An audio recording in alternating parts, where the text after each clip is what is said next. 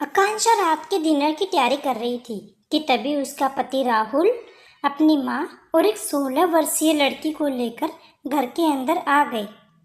अरे राहुल, तुम्हारे साथ ये लड़की कौन है और इसने शादी वाला जोड़ा क्यों पहन रखा है?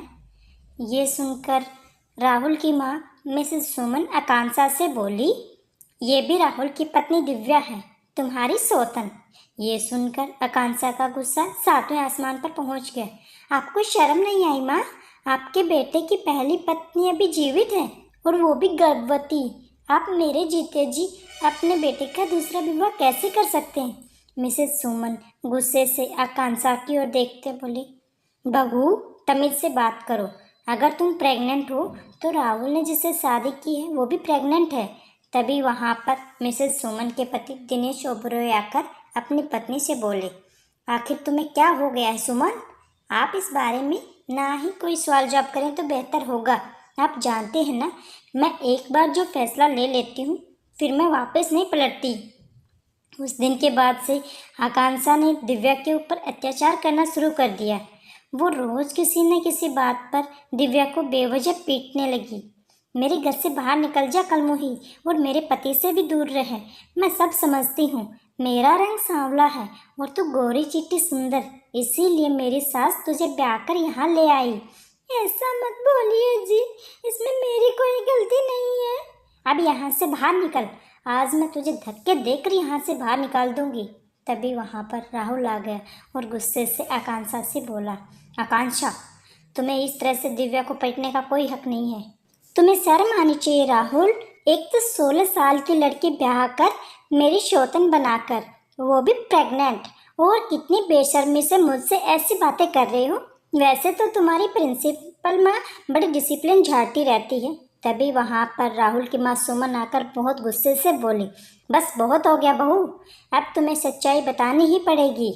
सुबह 7 बजे का समय था। मिसेस सुमन अपनी बहू आकांक्षा को गुस्से से उसके कमरे के बाहर से आवाज़ लगा रही थी, आकांक्षा, आकांक्षा, सुबह के 7 बज गए हैं, तुम्हें उठना नहीं है क्या? अपनी सास की आवाज़ सुनकर आकांक्षा तुरंत अपने कमरे से बाहर निकल कर आ गई। सॉरी माँ जी, वो रात में लेट सोई थी ना। तुम्हें अच्छे से पता है ना कि मैं डिसिप्लिन का कितना ख्याल रखती हूँ, कल से ध्यान रखना। इतना बोलकर सुमन स्कूल के लिए रवाना हो गई। मिसेस सुमन सेंट जॉन स्कूल की प्रिंसिपल थी। वो अपने ऑफिस में बैठी हुई कोई काम कर ही रही थी कि तभी उनके कानों में दिव्या नाम की लड़की की आवाज़ टकराई। मैं आई कम इन मैम? हाँ हाँ, आ जाओ दिव्या। क्या बात है दिव्या, तुम्हारा चेहरा क्यों उतरा हुआ है? मुझे आज छुट्टी चाहिए, मेरे पेट में दर्द है। तुम्हारे पेट में रोज़ रोज़ दर्द होता है क्या? तुम्हारे पेरेंट्स ने तुम्हें डॉक्टर को नहीं दिखाया? मिसेस सुमन की बात सुनकर अचानक दिव्या का चेहरा पूरी तरह से उतर गया। मॉम तो रोज़ मुझे डॉक्टर के यहाँ ले जाने की जिद करती है, मगर मैं ही मना कर देती हूँ। आप मेरी आज की छुट्टी की एप्लीकेशन एक्सेप्ट कर लीजिए प्लीज़ प्लीज़ मैम। दिव्या की बात सुनकर प्रिंसिपल सुमन ने उसकी छुट्टी की एप्लीकेशन एक्सेप्ट कर ली, मगर उस दिन के बाद रोज़ दिव्या छुट्टी की एप्लीकेशन लेकर प्रिंसिपल के हाथ में थमा देती। एक दिन प्रिंसिपल सुमन दिव्या से बोली, आज शाम को मैं तुम्हारे घर पर आऊँगी दिव्या, रोज़ रोज़ पेट में दर्द होना ठीक नहीं है। प्रिंसिपल की बात सुनकर दिव्या पूरी तरह से घबरा गई और चुपचाप वहाँ से चली गई। शाम को मिसेस सुमन दिव्या के घर पर जा गई, मगर घर पर जाकर उन्हें कुछ और ही देखने को मिला। दिव्या के पिता दिव्या को बुरी तरह से मार रहे थे। ये क्या कर रहे हैं आप? अपनी बेटी के ऊपर हाथ उठाते हुए शर्म नहीं आती? अभी वो सिर्फ 16 साल की है। आप नहीं जानती प्रिंसिपल, इसने मुझे मुंह दिखाने के काबिल नहीं छोड़ा। शादी से पहले ही 16 साल की उम्र में ये प्रेग्नेंट हो गई। और ये कमबख्त उस बच्चे के बाप का नाम भी नहीं बता रही है। अब इसे कौन विवाह करेगा?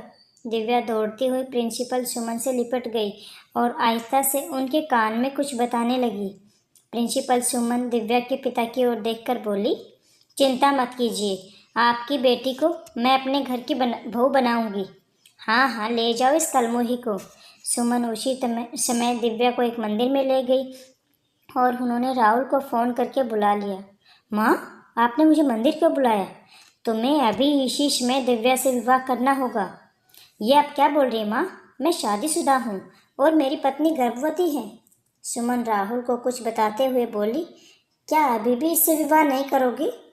राहुल खामोशी से दिव्या से विवाह करके उसे अपने घर अपनी पत्नी की सौतन बनाकर ले आता है। हाँ हाँ, बताइए बताइए, मैं भी सुनना चाहती हूँ। कुछ दिनों पहले तुम्हारा भाई एक एक्सीडेंट में मर गया था ना? हाँ, लेकिन उससे इस घटना का क्या लेना देना? क्योंकि तुम्हारे इसी भाई ने आकांक्षा को अपनी चुपड़ी चुपड़ी बातों में फंसाकर उसे प्रेग्नेंट कर दिया और इसे धोखा दिया। ये बात खुद दिव्या ने बताई थी और मैंने हॉस्पिटल के रिकॉर्ड भी चेक किए हैं, जहाँ तुम्हारे उस भाई के सिग्नेचर हैं। तुम्हारे घर की इज्जत बचाने के लिए मुझे इसे अपने बेटे की बहू बनाना पड़ा, क्योंकि इस शहर में तुम्हारे माता पिता की बहुत रिस्पेक्ट है। उनकी कितनी बदनामी होती है और साथ में हमारी भी। ये सुनकर आकांक्षा की आंखों से आंसू बहने लगे। मुझे माफ़ कर दो दिव्या, मेरे भाई की वजह से तुम्हें इतना कुछ भुगतना पड़ा। उस दिन के बाद से दिव्या और आकांक्षा दोनों सगी बहनों की तरह साथ साथ रहने लगी। दोस्तों, आप सब इस वीडियो पर अपनी माँ की लंबी आयु के लिए आई लव माँ ज़रूर लिखें। दुर्गा माँ ज़रूर आपकी इच्छा पूरी करेगी। और हाँ, इस वीडियो को लाइक ज़रूर कीजिएगा और अगर हमारे चैनल पर नए आए हैं तो प्लीज़ चैनल को सब्सक्राइब भी कर दीजिएगा। धन्यवाद।